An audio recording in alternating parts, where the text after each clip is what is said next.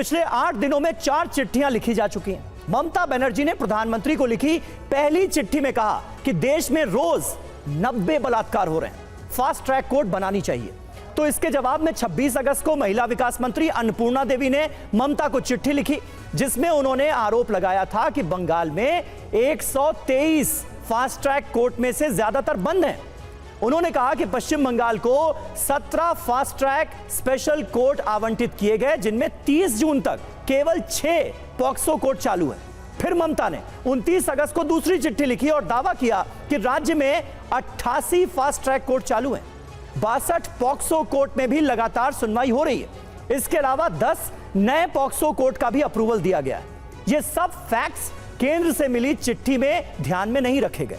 फिर इसके जवाब में केंद्रीय मंत्री अन्नपूर्णा देवी ने 30 अगस्त को ममता को चिट्ठी लिखी और कहा कि पश्चिम बंगाल में 88 एफटीसी स्थापित किए गए हैं, लेकिन यह केंद्र सरकार की योजना के तहत अनुशंसित एफटीएससी नहीं है।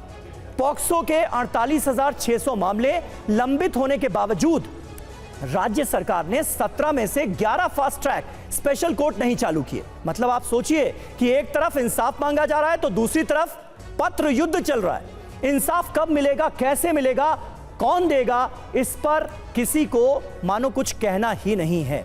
ये जो स्थिति है, ये अपने आप में गौतम दा कितनी दुर्भाग्यपूर्ण नजर आती है। बिल्कुल सही बात है। बात तो है कि जो नए विचार जो लोग मांग रहे हैं, अभी तो सीबीआई इंक्वायरी कर रहा है सुप्रीम कोर्ट में, शायद 4 तारीख को 5 तारीख को शायद है, इसके ऊपर देखना है, नज़र रखना है। मूल कानून के बारे में मैं ये कहूँगा कि इसलिए केंद्र सरकार के पास आता है और इसको व्यू लेना पड़ेगा, क्योंकि आज भी देश में राष्ट्रपति के पास एक अधिकार होता है, हाँ, किसी का फांसी का माफ़ी देने का, ना देने का। तो इस बिल को टेक्स्ट में ये देखना पड़ेगा क्या राष्ट्रपति का भूमिका रहेगा कि नहीं रहेगा। अगर राष्ट्रपति किसी को उसके लिए जैसे है ना, जिसका फांसी ऑर्डर हो चुका है, वो राष्ट्रपति के पास अपील कर सकता है कि हमें माफ़ी दीजिए।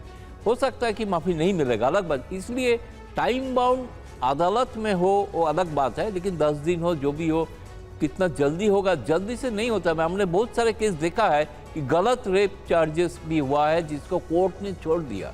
तो इसलिए कोई ठोस सबूत के लेके किसी को अपराधी साबित करना है, ये तो अदालत में ही करना है।